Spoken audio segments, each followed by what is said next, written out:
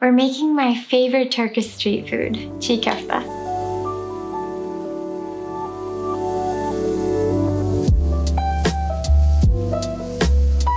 Hi, welcome back. I'm Gönül, and here on Asian Delight I share Mediterranean plant-based recipes every Friday. And today it's one of my favorites, again, Turkish raw meatballs. To be honest, raw isn't really my thing, and I could never follow a raw vegan diet, but if I could have this dish every day, I might have a chance. Without further ado, let's get to it.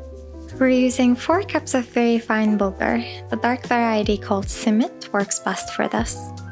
We'll also need 3 medium-sized tomatoes, 2 onions, 3 cloves of garlic, 1 tablespoon of tomato paste, 2 tablespoons of pepper paste, 1/3 of a cup of pomegranate molasses, 1 tablespoon of Aleppo pepper flakes, 1/3 of a cup of Urfa pepper flakes, 1 tablespoon of sumac, 1/3 of a cup of sweet paprika, 1/2 of a cup of extra virgin olive oil, 1 teaspoon each of salt and pepper, and a few ice cubes for kneading.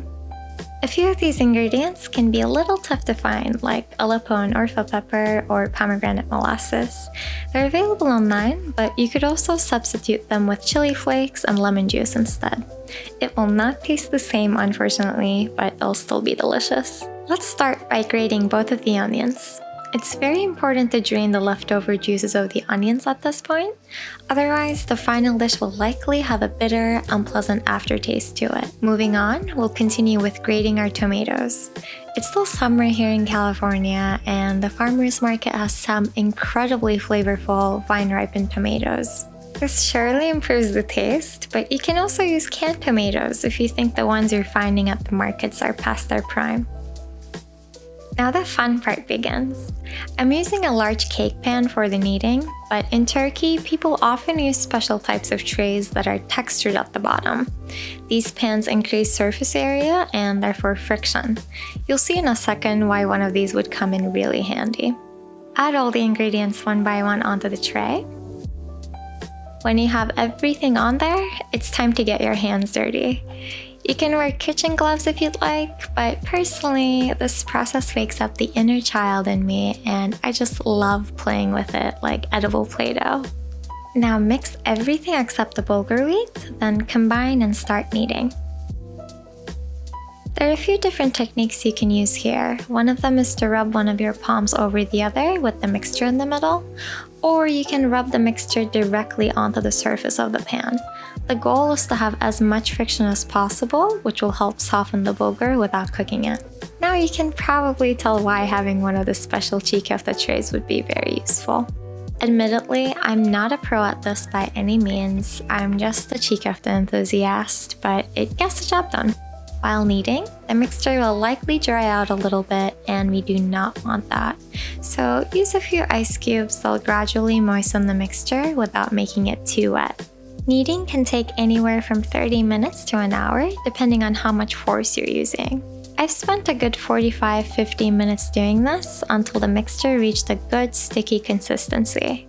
If you want to bypass this process altogether, feel free to use a stand mixer with the dough hook. But again, I think it'll be a lot more fun to just play with it. Okay, our Cig Kofte looks good. Now it's time to shape them. If you want them to look as uniform as possible, then use a little bit of olive oil and a pair of kitchen gloves. It's very traditional to make them into fist shapes. In fact, I don't remember ever seeing a different shape growing up. Take about 2 tablespoons into one of your palms, leave some space between your fingers, and squeeze it into a fist. Now we'll do this for the rest of the mixture. Meanwhile, let me tell you about the origins of this dish.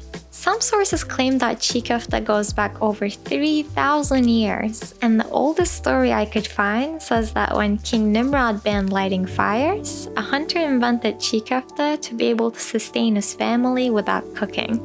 Now, I don't particularly believe in this story, but I'm certainly glad that someone invented Cig Kofte and that nowadays it's mostly served vegan. This dish is extremely loved in Turkey, and it's also the most popular recipe on my website, so rest assured it is delicious. And we're done! Now it's time to plate it.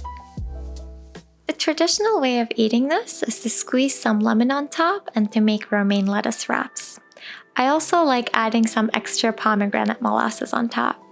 It also goes really well wrapped into a wheat tortilla with some parsley and pickles on the side. Hope you enjoyed this. Don't forget to like and comment if you did. It really does help the algorithm when you do, and I always appreciate it very much. Thank you so much for watching, and until we meet again in the next one, be well.